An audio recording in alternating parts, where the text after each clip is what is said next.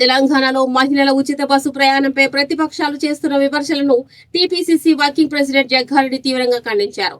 Bus సామర్థ్యానికి మించి ప్రయాణికులు ఉన్నప్పుడు స్వల్ప ఘర్షణలు సహజమని, దీన్ని రాజకీయంగా వాడుకోవడం సరికాదని ఆయన మండిపడ్డారు. రాష్ట్ర ఆర్థిక పరిస్థితి క్లిష్టంగా ఉన్న ప్రభుత్వం హామీలను నెరవేరుస్తోందని, రంగారెడ్డి మున్సిపల్ ఎన్నికల్లో కాంగ్రెస్ అభ్యర్థులను గెలిపించాలని కోరారు. కాంగ్రెస్ అభ్యర్థులు గెలిస్తే ఒక్కో వార్డుకు 8 కోట్లు, మున్సిపాలిటీకి మొత్తం 300 కోట్ల నిధులు తెస్తారని హామీ ఇచ్చారు. అర్హులైన వారందరికీ కొత్తగా ఇంటి స్థలాలు ఇప్పిస్తామని, నియోజకవర్గ అభివృద్ధికి తాను కట్టుబడి ఉన్నానని స్పష్టం చేశారు. వచ్చే ఎన్నికల్లో తన భార్య సంగారెడ్డి ఎమ్మెల్యేగా పోటీ చేస్తారని, తాను రాష్ట్ర వ్యాప్తంగా పార్టీ కోసం తిరుగుతానని ప్రకటించారు.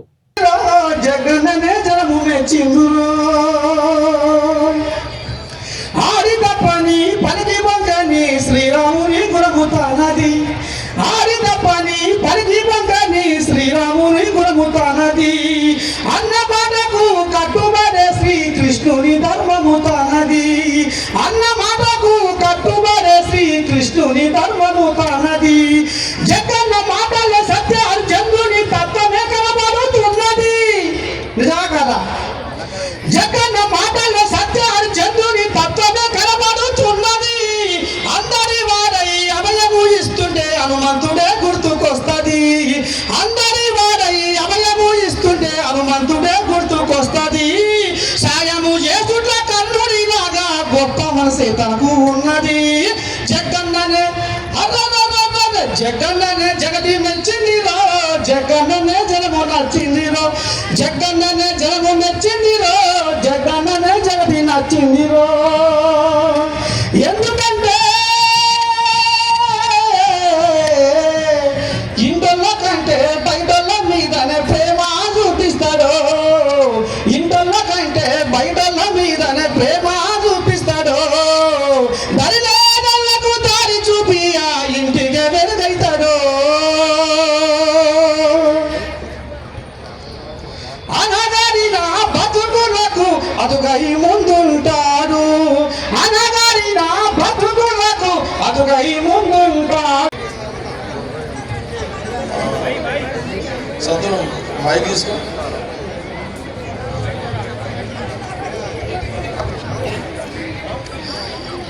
ఎవరు చెప్పండి సార్, ఎవరు కౌన్సిలర్? వార్డ్ నంబర్ 1 కృష్ణ వాళ్ళ భార్య కృష్ణ చేయలేకుండా. Ward number 1 Krishna.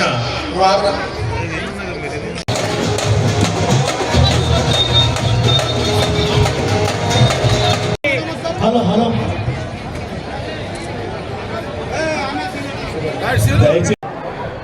అందరికీ మీ అందరికీ నా నమస్కారము. మీ అందరితో ఈరోజు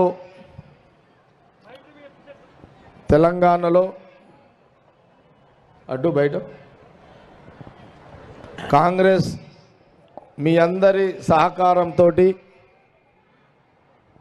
రాహుల్ గాంధీ గారి యొక్క నాయకత్వంలో, సోనియా గాంధీ గారు, ప్రియాంక గాంధీ ఖార్గే గారి నాయకత్వంలో, ఆ రోజు పిసిసి ప్రెసిడెంట్ రేవంత్ రెడ్డి గారి యొక్క నాయకత్వంలో, కాంగ్రెస్ పార్టీ అనేక మంది సీనియర్ నాయకుల నాయకత్వంలో మరి ప్రజలు తెలంగాణలో కాంగ్రెస్ పార్టీకి అధికారం ఇవ్వడం జరిగింది.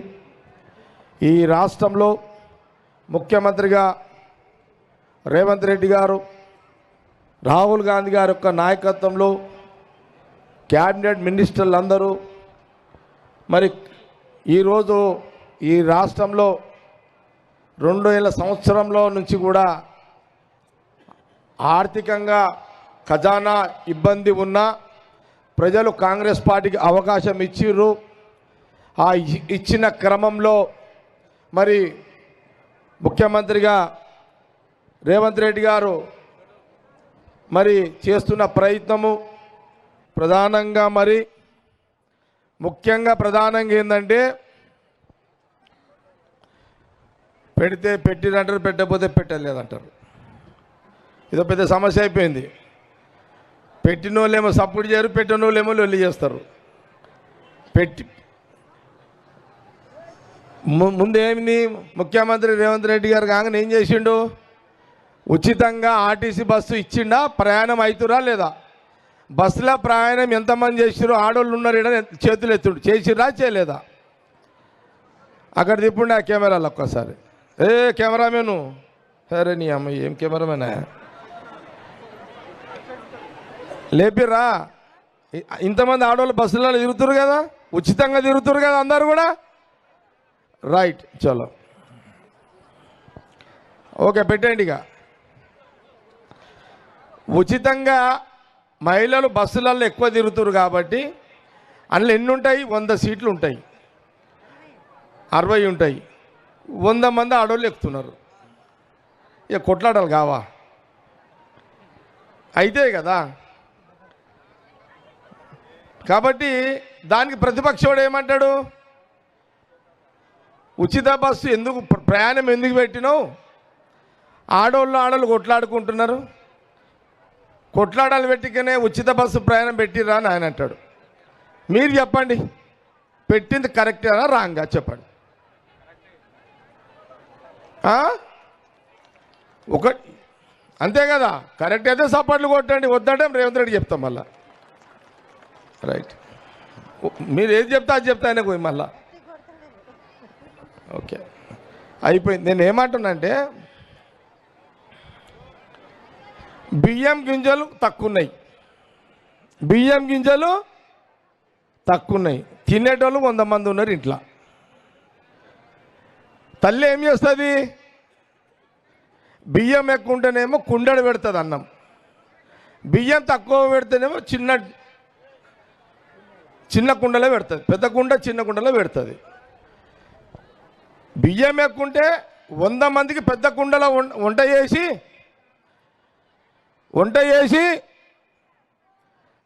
కడుపు నిండా తిండి పెడుతుంది తల్లి. అదే తల్లి బియ్యం తక్కువ ఉంటే, బియ్యం గింజలు తక్కువ ఉంటే చిన్న కుండలో వండి కొంత అన్నం పెడుతుంది. అవునా కాదా? మీరు అందరు తల్లులే కదా, ఇదే కదా. బియ్యం ఎట్లుంటే అట్లా అన్నం వండుతారు. ఇప్పుడు కాంగ్రెస్ గవర్నమెంట్ కూడా తెలంగాణలో బియ్యం తక్కువనే తినేటోళ్ళు ఎక్కువ ఉన్నారు, అందుకే కొంత తినబెడుతున్నాం అంతే. అర్థమైందా? అట్లా 2 ఏళ్ళు అయింది చేస్తున్నాం. ఉన్నది ఇదంతా ఉన్నది. ఏది? ఇంకా 2500 రావాలి, 4000 పెన్షన్ రావాలి, ఈ 2-3 ఉన్నాయి. ఇంకా రైతు ఏం చేస్తాడు? రైతు అంటే ఇప్పుడు ఎవరు? కాంగ్రెస్ పార్టీ, కాంగ్రెస్ గవర్నమెంట్, ముఖ్యమంత్రి రేవంత్ రెడ్డి. ఇప్పుడు దున్నుతున్నాడు, ఆయన నాగలు పెట్టి దుంగుతున్నాడు. బియ్యం అండగానే మళ్ళా అందరికీ కడుపుండే తిండి పెడతాడు. అర్థమైందా అందరికీ? ఇక समझ में आ गया आप लोगों को? ठीक है. అయితే తెలంగాణలో కాంగ్రెస్ గవర్నమెంట్ రాహుల్ గాంధీ గారి నాయకత్వంలో మా మంత్రులు, ముఖ్యమంత్రి రేవంత్ రెడ్డి గారు అందరూ కలిసి ఉచిత బస్సు ప్రయాణము, 200 యూనిట్ ఫ్రీ కరెంటు, ఇందిరమ్మ ఇల్లు 100 గజాలుంటే ఇందిరమ్మ ఇల్లుకు 5 లక్షలు, తెల్ల రేషన్ కార్డులు ఉత్తమ్ రెడ్డి గారు, పొన్నం ప్రభాకర్ గారు, ఆరోగ్యశ్రీ దామోదర్ గారు, మరి ఉచిత గ్యాస్ 500.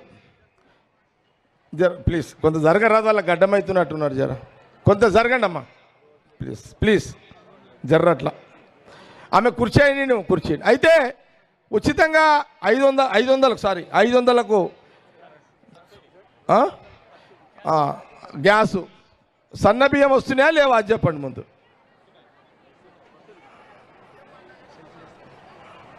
సరే ఓకే. ఇక ఇవన్నీ ఒకే లెక్క. ఇంకొక లెక్కకు వస్తా. ఇప్పుడు సంగారెడ్డిలో ఏమున్నాయి? ఎలక్షన్లు ఉన్నాయా? మీ వార్డులలో 38 వార్డుల కౌన్సిలర్ అభ్యర్థులు నిలబడ్డారు కదా. ఇక్కడ ఈ గంజి మైదాన్లో ఇక్కడికి వచ్చిన మీ అందరికీ నేను ఒక మాట చెప్తున్నా.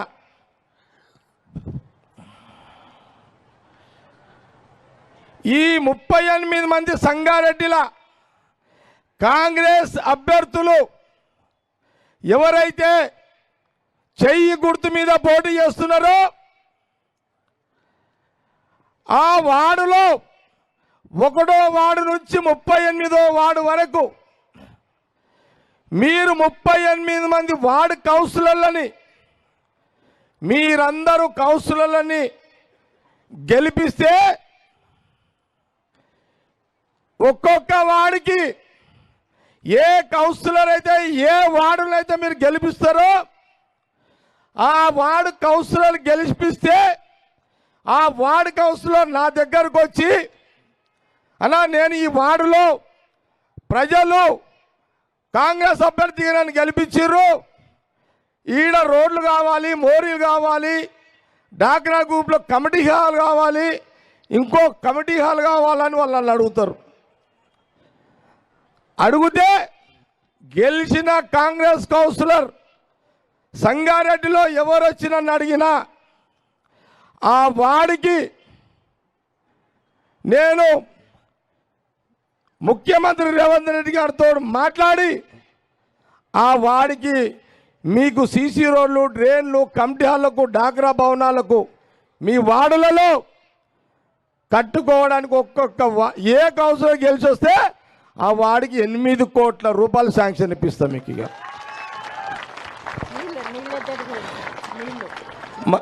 మీకు అర్థమైందనే చెప్పింది. ఇప్పుడు అసలు కథ చెప్తా మీకు, నువ్వు సైగా నాకు ఆ స్టూల్ లేదురా, నిలబడరా నాయన, ఇది కరెక్ట్ ఉంది, ఇది అన్నీ ఉండు. ఇప్పుడు అర్థమైందా మీకు? నేనేమన్నా అర్థమైందా? మీ వార్డులలో 1వ వార్డు నుంచి 38 వార్డులలో సపోజ్ 38 మంది సంగారెడ్డిలో 38 మంది గెలిపించారనుకో, మీరు ఒక్కొక్క వాడికి 8 కోట్ల రూపాయలు డెవలప్మెంట్ చేయడానికి మీ బస్తీకి సీఎం రేవంత్ రెడ్డి గారితో చెప్పి ఇప్పిస్తా. నా మాట మీద నమ్మకం లేదా మీ అందరికీ? ఉంటే చేతులు ఎత్తుడు, లేకపోతే ఎత్తకుంటిగా. జగ్గారెడ్డి మాట అంటే మాట. भाई जिस आपके वार्ड में तमाम नाम साहब गड्ढा, ऊपर बाजार, जिधर भी जहां माइनॉरिटी वार्ड्स है वहां जो भी हमारा कांग्रेस पार्टी काउंसलर आप जिताएंगे वो वार्ड में आप वो बस्ती में जो काउंसलर आप जिताएंगे, शफी हाफिज साहब, कोई भी आपके जो भी जिताएंगे, आपका बस्ती में, आपका वार्ड में जो कांग्रेस आदमी जिताएंगे वो आदमी मेरे को आगे पूछे तो वो बस्ती को 8 करोड़ रुपए सीएम रेवंत रेड्डी जी को बोल के दिलाऊंगा सैंक्शन. ఇదైపోయింది. సటక్లా మీ టైం బాగలేకును, మా క్యాండిడేట్ టైం బాగలేకును, ఏదన్నా వాళ్ళు ఓడిపోయిండే అనుకో.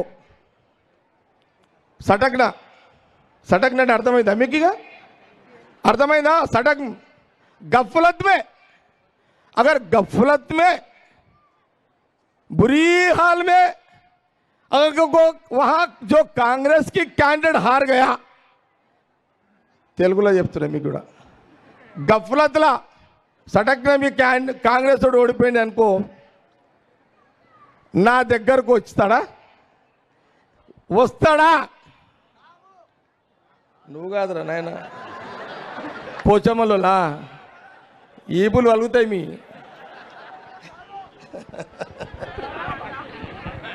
అరే ఆ చెంట్రగోళతో కొడతాం మిమ్మల్ని చెప్తా. సరే ఆగు, అర్థమైందమ్మా? మీ వాడలో కాంగ్రెస్ కౌన్సిలర్ టైం బాగలేక మీరు ఎవరన్నా ఓడగొట్టుకుంటే జగ్గారెడ్డి దగ్గరకు వచ్చి అడుగుతాడా 8 కోట్లు నేను పోయి రేవంత్ రెడ్డి గారిని అడుగుతానా? అడగలేను కదా. మీకే అబ్బాయి చెప్తున్నా ఇక మీకు ఇక మీరు 38 వాళ్ళు కాంగ్రెస్ గెలిపించుకుంటే ఒక్కొక్క వాడికి 8 కోట్ల చొప్పున 300 కోట్ల రూపాయలు శాంక్షన్ చేస్తారు రేవంత్ రెడ్డి గారితో మాట్లాడి. ఇది నా మాట, నేను ఇస్తున్నా మీకు, మాటిస్తున్నా మీకు. ఇక మీ చేతిలో ఉంది, నా చేతిలో లేదు. ఇది గమనించి జాగ్రత్త పడండి. రెండో మాట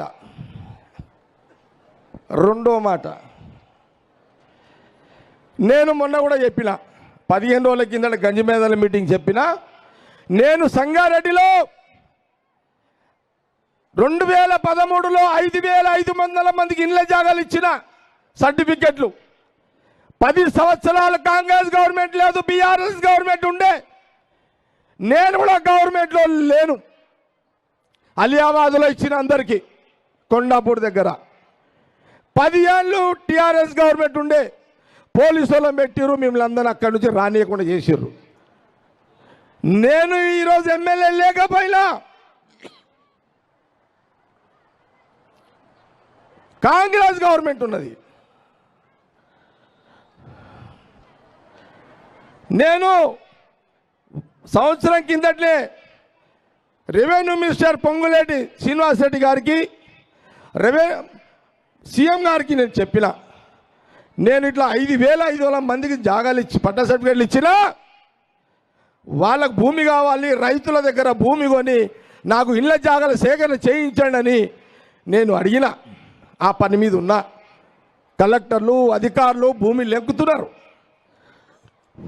నేను ఇచ్చిన 5,500 సర్టిఫికెట్లే కాదు, కొత్త దరఖాస్తులు మాకు జాగా లేదు అని ఎవరు పెట్టుకున్నా వాళ్ళకు కూడా ప్లాట్లు ఇప్పిస్తా. ఇది కూడా మీకు మాట ఇస్తున్నా నేను. ఇక ఇది 2. ఇక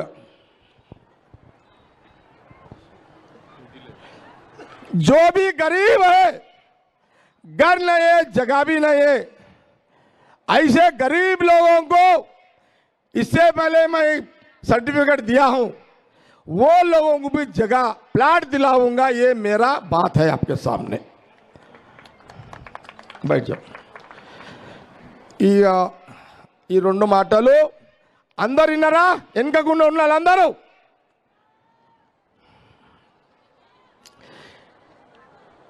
నేను ఒకటే చెప్తున్నా. ఇక మీ మన పార్టీ బయట కౌన్సిలర్లు అందరూ పాప అందరూ 10 గంటలకు ఊర్లల్లో ఊరేగింపుకి అందరు బయలుదేరారు. మీటింగ్ అయిపోయిన తర్వాత మీ వార్డు నుంచి మీ ఎంబడి ఎంతమంది అయితే ప్రజలు వచ్చిర్రో పోయేటప్పుడు అందరికీ చికెన్ బిర్యానీ, మటన్ బిర్యానీ తినిపించి ఇంటికి పంపాలి. వాళ్ళకి మీరు క్యాండిడేట్ల బాధ్యత అది. ఎవరైనా క్యాండిడేట్ కింద మీద చేయొద్దు, చక్కగా హోటల్ తీసుకోపోండి మంచిగా. ఎందుకంటే ఆకలితో నేను ఇప్పుడు ఆకలితో ఉన్నా, నా ఆకలి నేను కూడా ఆడికే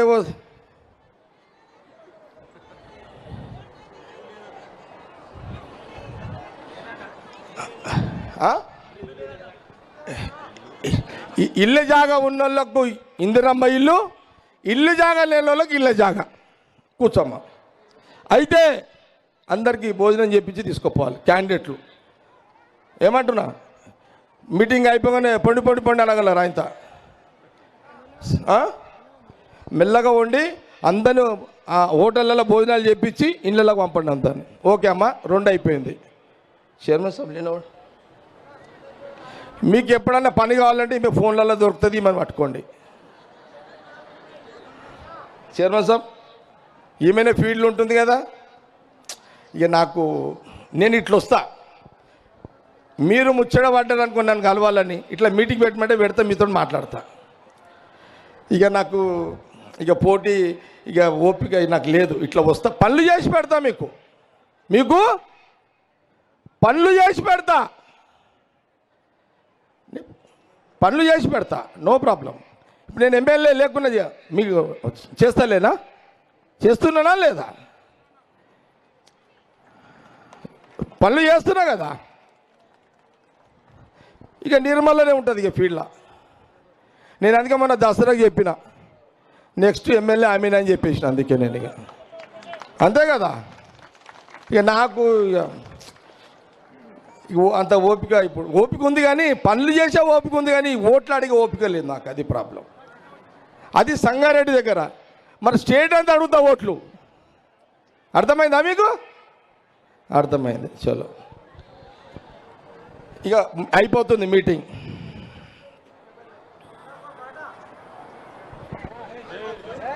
అరే దండం పెడతా కూసోరా, నీకు దండం పెడతా కూసోరా భయ్. నీ బాడీలో విసికి ఉన్నది, నేను ఎంత చెప్తా నీకేం అర్థమైంది? మన బాడీ అంతా విసికి ఉన్నది.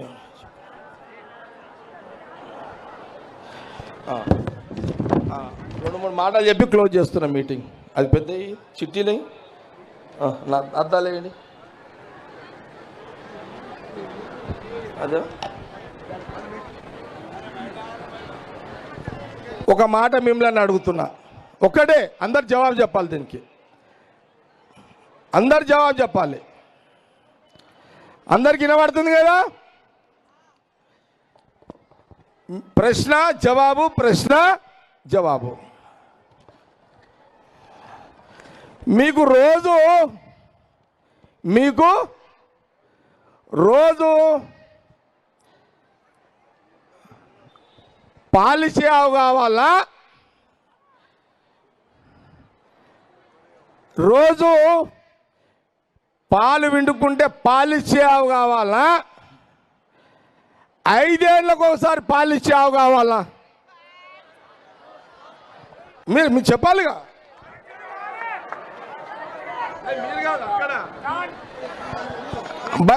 आप मेरा बहनों, जो गाय दूध देने का रोज दूध देने का गाय होना, 5 साल को दूध देने का गाय होना. రోజు పాలు విండాలంటే ఆవు కావాలా? 5 ఏళ్ళకు ఇచ్చే పాలిచ్చే ఆవు కావాలా? నాకేం తెలుస్తలేదు. మళ్ళీ పాలు రోజు ఇచ్చే ఆవు కావాలా? 5 ఏళ్ళకు ఒకసారి పాలిచ్చే ఆవు కావాలా? అరే నువ్వు కాదురా నేను, ఆడోళ్ళు చెప్పాలి. మగోళ్ళది రాత్రికి ఒక లెక్క, పొద్దున లెక్క ఉంటుంది. ఆడోళ్ళు చెప్పండి నాకు కరెక్ట్గా, నాకు ఈ జవాబు చెప్పండి. రోజు పాలిచ్చే ఆవు కావాలా? 5 ఏళ్ళకు పాలిచ్చే ఆవు కావాలా?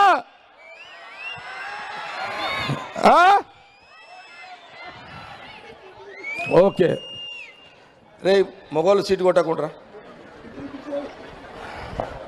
నేను మగనే నా